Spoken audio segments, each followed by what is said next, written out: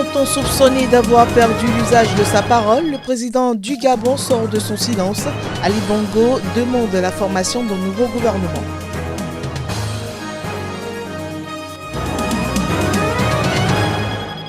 L'OMS s'inquiète des cas non détectés de fièvre à virus Ebola en RDC. L'épidémie stagne.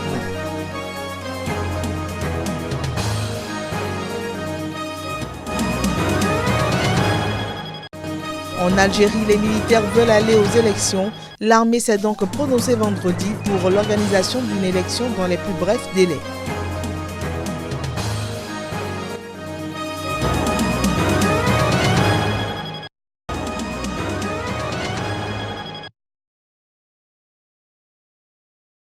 Le président du Gabon, dans un message à la nation, après avoir rendu hommage à son père Omar Bongo, décédé il y a 10 ans, a livré un message. Il a entre autres demandé à son premier ministre de former un nouveau gouvernement.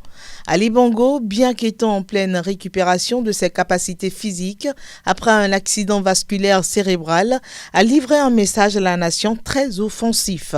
Il a surtout critiqué la gestion du pays comme le font si bien ses opposants.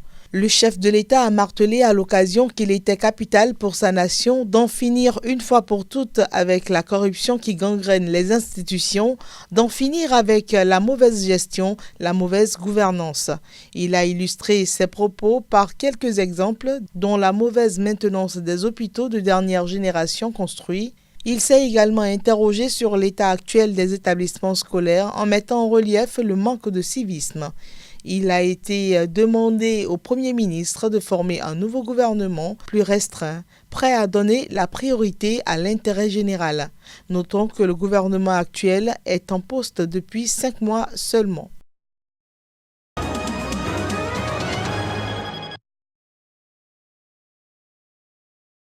L'institution militaire de l'Algérie donne de la voix et explique. La position de l'armée est celle de la légitimité constitutionnelle et l'organisation d'une nouvelle élection présidentielle dans les plus brefs délais. Mais avant, des discussions se tiendront avec des personnalités nationales et des élites sincères et fidèles à la nation. L'objectif est que le scrutin soit accepté par tous. Ces discussions auraient également pour but de mettre sur pied une instance d'organisation et de supervision des élections. Pour l'armée, seul le dialogue pourra apporter une solution à la crise. Mais elle critique les discussions stériles et les intentions malveillantes de certains qui décrédibilisent, selon elle, par les voies médiatiques, les options proposées par les autorités. Aussi, les militaires disent vouloir un dialogue sincère, fait de concessions réciproques, au service de l'intérêt suprême du pays. Mais ils expliquent qu'une période de transition telle que souhaitée par des manifestants et des organisations de la société civile conduirait vers une situation encore plus difficile à maîtriser.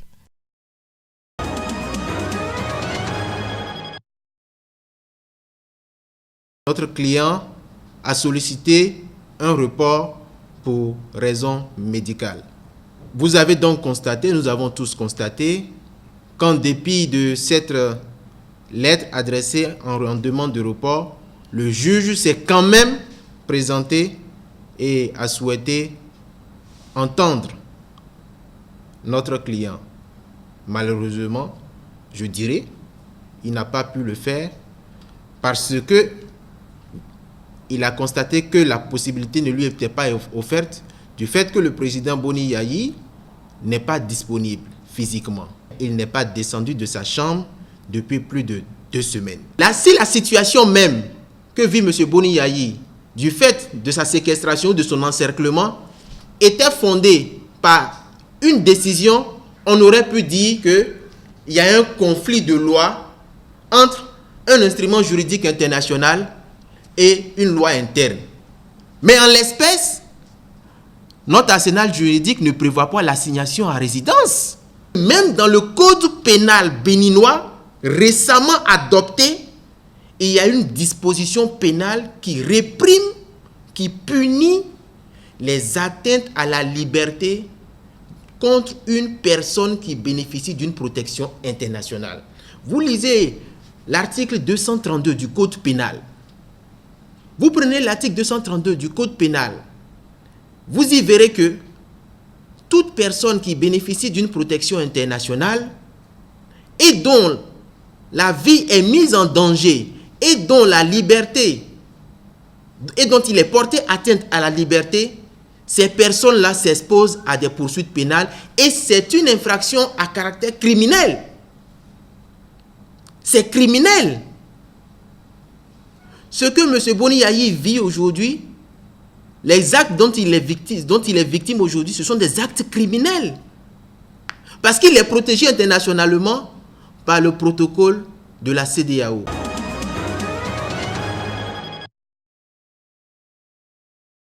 Hélène Doudeji, directrice générale du site web togotopnews.com, est la première femme élue présidente de l'association togolaise de la presse privée en ligne Atopel à l'issue des élections tenues le 31 mai dernier. Tout d'abord, j'aimerais préciser qu'une femme à la tête de Atopel pour la première fois, c'est un très grand pas vers la prise en compte du genre dans les médias parce que les femmes sont sous-représentées dans les médias, encore moins dans les postes de responsabilité et encore moins à la tête des organisations de presse. Je me réjouis personnellement pour cela. Nous sommes très heureux que des gens, nos confrères, nos consoeurs ont eu confiance à notre bureau qui est composé essentiellement de jeunes très dynamiques, aguerris qui font leurs preuves dans la presse au Togo. Poursuivre les négociations pour la prise en charge de la presse en ligne dans l'aide de l'État à la presse, assainir le secteur des médias en ligne et négocier le partenariat entre les médias en ligne togolais et les médias étrangers sont entre autres défis à relever dans les 2 années à venir pour les médias en ligne au Togo. Dans notre programme, nous voulons également plaider ardemment pour que les entreprises et les annonceurs prennent en compte la presse en ligne dans l'octroi des paniers publicitaires et autres annonces parce que nous abattons un grand travail, mais nous sommes les parents pauvres de la corporation. Nous sommes négligés dans l'octroi des publicités et autres. L'association togolaise de la presse privée en ligne Atopel est à sa 3e élection présidentielle d'un mandat de 2 ans. Elle compte une 50aine d'organes sur environ la 100aine qui existent au Togo.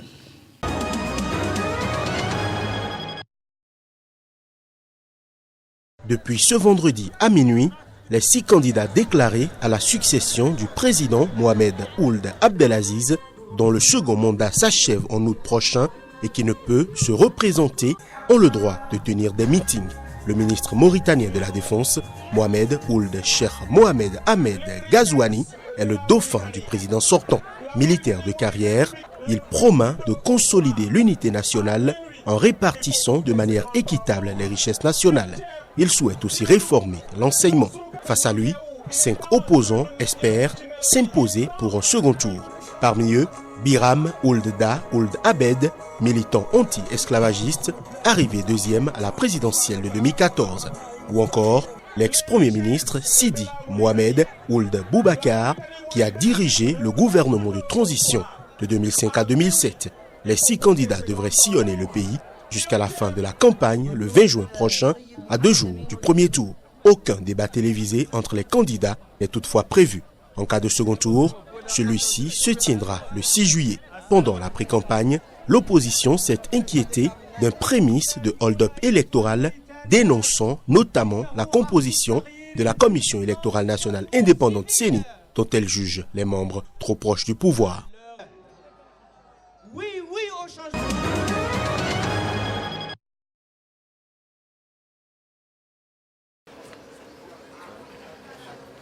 Le Premier ministre éthiopien Abiy Ahmed a appelé vendredi à Khartoum à une transition démocratique rapide au Soudan, accentuant la pression de la scène internationale sur les militaires au pouvoir après la violente répression du mouvement de contestation. La veille, l'Union africaine avait suspendu le Soudan jusqu'à l'établissement effectif d'une autorité civile de transition. L'armée, le peuple et les forces politiques doivent faire preuve de courage et de responsabilité en prenant des actions rapides vers une période de transition démocratique et consensuelle dans le pays, a déclaré Ahmed dans un communiqué à l'issue de sa visite. La tentative de médiation du Premier ministre éthiopien a été saluée par les deux camps. Le conseil militaire est ouvert aux négociations pour parvenir à une solution à n'importe quel moment, a dit un responsable du ministère des Affaires étrangères, Hassan Ahmed, devant la presse. L'Alliance pour la liberté et le changement, fer de lance de la contestation, a également déclaré accepter cette médiation tout en opposant plusieurs conditions à un retour à la table de négociation.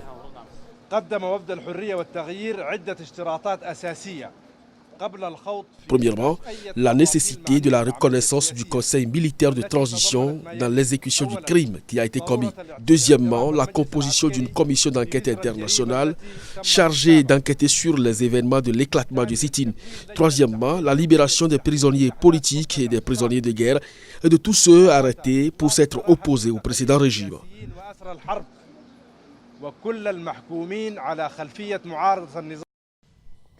Comme depuis le début de la semaine, les rues de Khartoum étaient presque désertes vendredi, les habitants décrivant une situation de terreur avec la présence de paramilitaires de forces de soutien rapide accusés d'être les principaux auteurs de la répression en cours depuis lundi.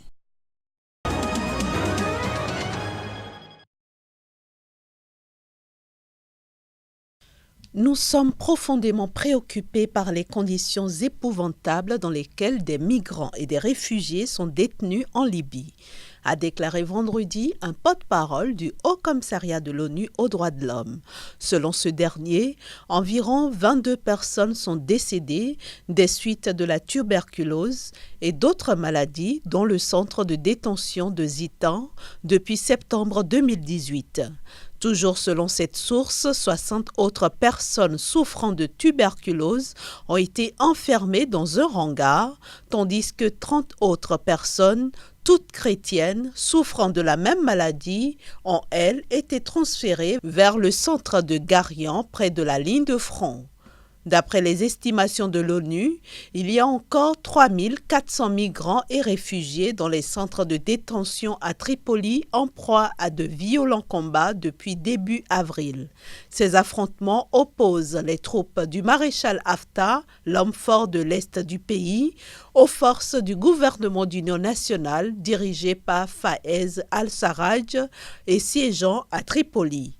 Malgré ces violences, les gardes-côtes libyens continuent de ramener en Libye les personnes interceptées en mer. Depuis janvier, plus de 2300 personnes ont ainsi été ramenées et placées dans des centres de détention.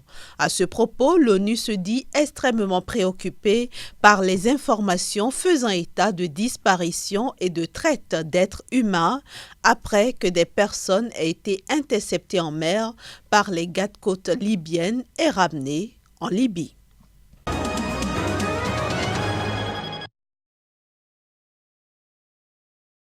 Quelques 3,3 millions de personnes ont fui depuis fin 2015 la crise au Venezuela, dont 1 million depuis novembre, a indiqué vendredi l'ONU, qui a missionné l'actrice Angelina Jolie à la frontière colombienne pour évaluer la réponse humanitaire à cet exode.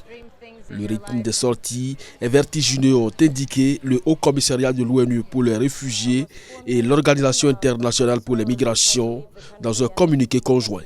Les organisations spécialisées de l'ONU estiment qu'au total, 4 millions de Vénézuéliens sont recensés à l'étranger, dont 695 000 avaient migré avant fin 2015. Le Venezuela traverse depuis des mois une profonde crise politique avec la lutte entre le président Nicolás Maduro et l'opposant Juan Guaidó, qui s'est proclamé président par intérim et a été reconnu comme tel par une cinquantaine de pays, dont les États-Unis. Le pays est aussi en proie à une grave crise économique aggravée par un embargo pétrolier et des sanctions financières imposées par Washington pour tenter de chasser Nicolás Maduro du pouvoir et souffre de pénurie de nourriture et de médicaments. L'actrice américaine Angelina Jolie, ambassadrice de bonne volonté du HCR, a été envoyée vendredi pour une mission de 2 jours à la frontière colombienne avec le Venezuela pour évaluer la réponse humanitaire à cet exode, considéré par l'ONU comme le déplacement de personnes le plus massif de l'histoire récente de l'Amérique latine.